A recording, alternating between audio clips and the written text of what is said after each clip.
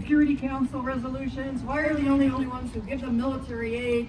Why are we the people who say that they shouldn't be brought before the International Criminal Court for their war crimes? So let's start with that. We'll start with something a little bit more down home. If any of you are ever in church, did you ever ask yourself, how did Jerusalem go from being a place of redemption to a place which is the capital of an apartheid state? What happened? How did a city of three faiths, where people lived together peacefully for 1,000 years, transform itself into a place where Christians and Muslims are being kicked out of their homes to make way for Americans from Brooklyn? What is that about? Well, that's the story of modern-day Israel, which is the last white colonial enterprise. And that's what we're going to talk about. For more than 400 years, Europeans exported their surplus populations, the people they didn't need, to places around the world that they could control militarily. The Spanish in South America, the British in North America, the Caribbean, India, Southern Africa, and every other Western country anywhere in Africa that they could possibly put their feet down. If they could, they enslaved the indigenous people and basically had them work as cheap labor. Or they just killed them off and then they imported slaves from somewhere else. I just want to say, look around you. This is the basis of our wealth. Slavery, colonialism, it is the basis of our wealth. There's a reason that these statues, you can't see who they are. Well, we shouldn't even be honoring them. We shouldn't see who they are. That's right. Slavery is the basis of our wealth, and it's so easy to forget when you go out and get yourself some sushi or fast food, or you hop out and get a new car, or you buy yourself a new house. But when I say our wealth, I mean the people who live, of course, in affluent Western countries.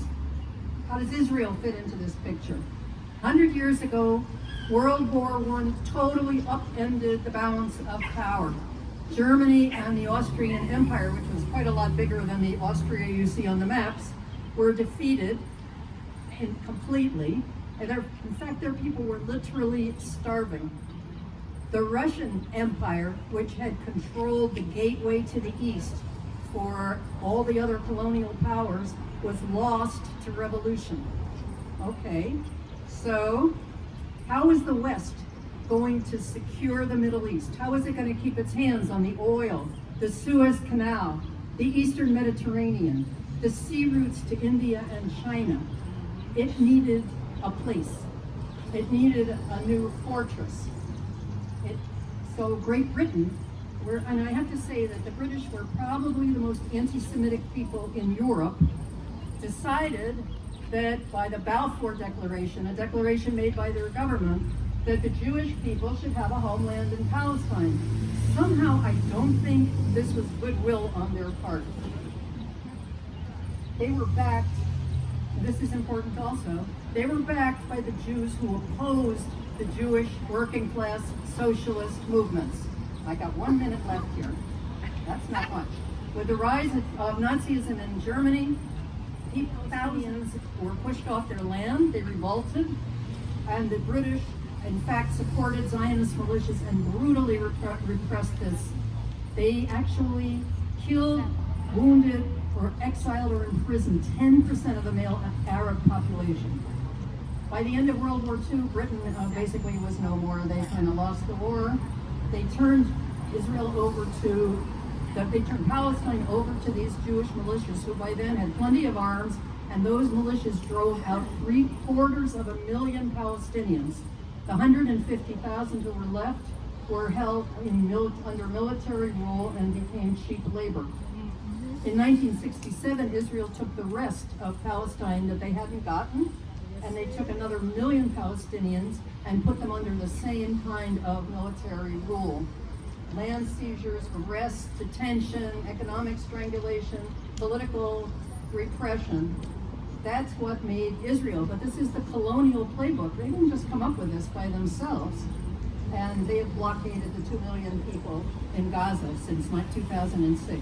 So after the 1967 war, the U.S. was very impressed by this, very impressed.